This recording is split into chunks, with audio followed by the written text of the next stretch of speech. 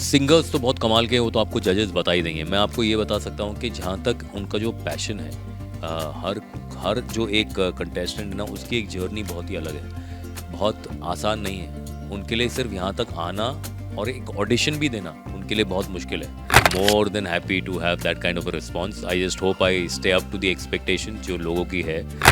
ज़्यादातर मैं श्रेय हमेशा राइटर्स को ही देता हूँ, क्योंकि वो सारी चीज़ें वो निकाल के वो लेकर आते हैं हमारे में। यार म्यूज़िक का ये प्लेटफॉर्म जो है ना, वो बहुत ही बड़ा है इंडियन आइडल, कोई भी म्यूज़िक लवर के लिए। मतलब शायद मेरे ख्याल से कोई भी ऐसा एक अपकमिंग सिंगर नहीं होगा जो ये नहीं कहेगा कि मैं इंडियन आइडल नहीं बनना चाहता हूँ। क्यों नहीं बनना चाहता हूँ? मतलब वो हर अपनी तरह से अपनी कोशिश करेगा to come on this platform and to showcase his talent. तो और पैशन मेरे ख्याल से म्यूज़िक के लिए वर्ल्ड ओवर हमेशा ग्लोबली बहुत ज़्यादा है, और इंडिया में मेरे ख्याल से बहुत ज़्यादा है, क्योंकि हर बार जब अब हर साल ऑडिशंस के लिए हम जाते हैं, हमेशा ही कुछ ऐसा टैलेंट निकल के आता है जो आपको चौंका देता है यार कि ये पिछले साल क्यों नहीं था। या तो फिर ये हो सकता है कि हर साल ये लोग अपने आप को इतना अच्छा और काम करते हैं, क्योंकि ये लोग शायद सुनते हैं सिंगर्स को और उन्हें लगता है कि शायद मैं अब तक तैयार नहीं हूँ, और फिर पूरी और तैयारी करते हैं और बेटर होके आते हैं कि जब वो लोग आते हैं सामने तो आपको लगता है नहीं यार ये तो पिछले वाले से भी और बेहतर है। तो you have that kind of talent coming in, and it's all thanks to platforms like Indian Idol, thanks to Fremantle. जो पूरी टीम है बहुत ज़्यादा मेहनत करते हैं। ये नाम कभी आपको सामने बार बार आता नहीं है, लेकिन सोनी टीवी, फ्री मैंटल, ये वो लोग हैं जो महीनों महीनों तक रिसर्च करते हैं, लोगों को ढूंढ ढूंढ के निकालते हैं, देश भर में बताते हैं कि आइडल का सीज़न आ रहा है, तब जाके सिंगर्स आते हैं और ऐसे सिंगर्स आपके सामने आते हैं और ऐसे सिंगर्स को इस तरह का ये प्लेटफॉर्म मिलता है।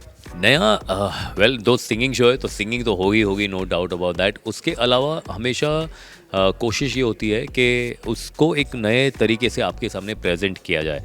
कई बार ये एक जजेस का कॉम्बिनेशन होता है। इस बार जजेस का कॉम्बिनेशन बहुत ही कमाल है।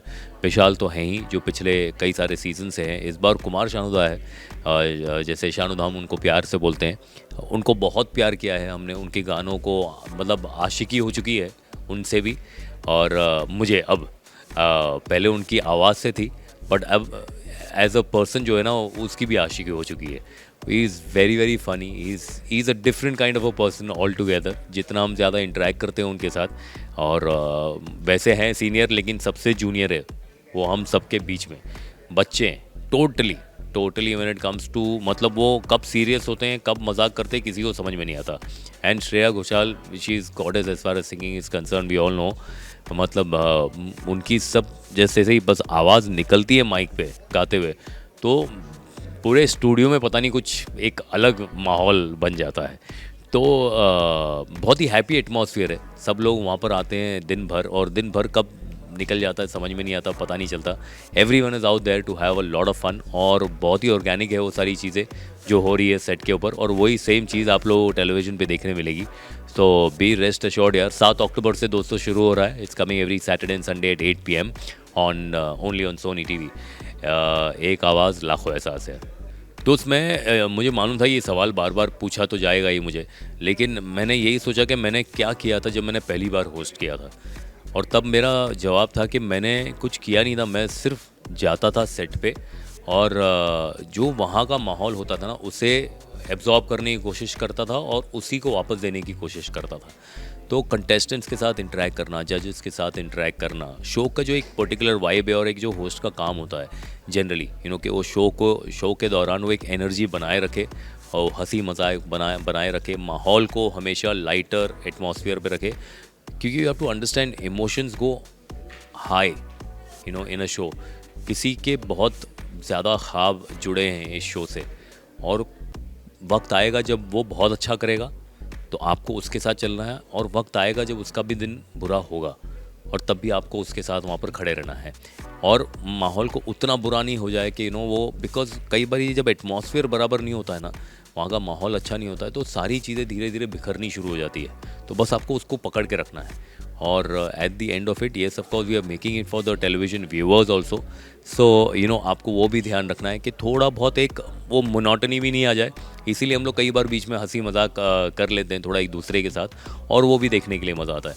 तो coming back to what I am going to be doing on the show, exactly जो मैंने आपको अभी बताया है यार। तो जस्ट गो आउट देयर, उसको ऐसे ट्रीट करो जैसे आप पहली बार कर रहे हो। और जो रिस्पॉन्स उम्मीद करता हूँ कि तब मिला था, आज भी यही एक्सपेक्ट करूँगा और एटलीस्ट कोशिश तो करूँगा कि रिस्पॉन्स वही रहे। अब तक रिस्पॉन्स बड़ा ही अच्छा रहा है, ओवरवेलमिंग रहा है कि लोगों ने काफ़ी चाहा, जैसा भी आपने बताया कि अच्छा लगा ये जान कर के आप इतने साल बाद भी आ रहे हो, तो लोगों को इस बात की खुशी है। वही मेरे लिए बहुत बड़ी बात है। यार हमारे पास बहुत अच्छी टीम है एक राइटर्स की, और मैं मानता हूँ कि बहुत ज़्यादा श्रेय मेरे ख्याल से as far as a host I am concerned, जो मैं पहले भी करता था, ज़्यादातर मैं श्रेय हमेशा राइटर्स को ही देता हूँ, क्योंकि वो सारी चीज़ें वो निकाल के वो लेकर आते हैं हमारे में। वो मुझे बताते हैं कि यार हाँ, इस तरह का आपको सवाल पूछने हैं, इस तरह का ह्यूमर प्लान करते हैं। तो गेस्ट्स भी जो आते हैं उनको भी चाहिए कि वो इंटरेक्टिव रहे, उनको भी ऐसा लगे कि हाँ यार उनको मज़ा आ रहा है। तो we try and incorporate things so that they really have a good time with all of us. But rest assured it's all gonna be great. Singers तो बहुत कमाल के हैं, वो तो आपको जजेस बता ही देंगे। मैं आपको ये बता सकता हूँ कि जहाँ तक उनका जो पैशन है, हर हर जो एक कंटेस्टेंट है ना, उसकी एक जर्नी बहुत ही अलग है, बहुत आसान नहीं है। उनके लिए सिर्फ यहाँ तक आना और एक ऑडिशन भी देना उनके लिए बहुत मुश्किल है। कितने लोग हैं जो बगैर बताए आए हैं अपने पेरेंट्स को, कितने लोग हैं जो बहुत सारी कठिनाइयों से गुजर के आए हैं, यहाँ तक पहुँचे हैं, और ये सब के बावजूद भी म्यूज़िक की तरफ जो उनका प्यार है वो कहीं कम नहीं है, और सिर्फ वही है जो उनको खींच के यहाँ तक लेके आता है। जब आप वो भी देखेंगे, वो आपको उनकी गायकी में कहीं ना कहीं नज़र आएगा, वो भूख, वो हंगर, वो प्यास, जिस तरह से देव ट्रैवल्ड दैट एंटायर जर्नी। और यहाँ से हम बस यही उम्मीद करते हैं कि उनकी जर्नी और बेटर रहे, क्योंकि टैलेंट को आप कभी रोक नहीं पाओगे। और ये मंच है ऐसे ही टैलेंटेड लोगों के लिए, एंड वी आर हैप्पी कि वो लोग इतनी तकलीफ़ों से गुजर के भी आए हैं यहाँ पर। एंड बस यहाँ से उनका सफ़र बेहतर और बेहतर हो जाए।